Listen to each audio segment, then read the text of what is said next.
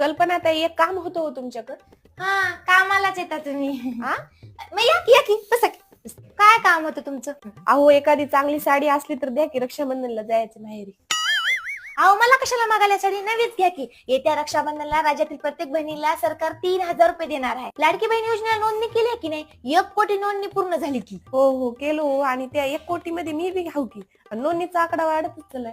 हो, हे आकडा वाढतच जाणार आहे. या सरकारनं बहिणीला शब्द दिला ती पूर्ण केलाय बाई. अहो, फक्त महाराष्ट्रातल्याच बहिणीला नाही, छत्तीसगड, ओडिसा, मध्य प्रदेश इथल्या बहिणीला बी जे शब्द दिला ते या सरकारनं पूर्ण केलाय. तुम्ही गेल्या वेळेस राखी कुठून घेतल्या हो? मग गेल्या वेळेस लय गडबडीमधून 20 वालीच गाडी आणून राखी घेतलो आणि 20 वाली भावाला राखी बांधलो तर भावाने मला 5,000चा शालू टाकला ग. तर वहिनी नुसती गदतून करू बघलाय, मला नुसती लाज वाटली. हो बाई, या योजनेचे 3,000 रुपये आले की मी बी चांदीची राखी घेऊन जातो. हे महायुती सरकार महिलाच्या अधिकारासाठी त्याच्या पाठीमागे ठामपणे उभं राहणार.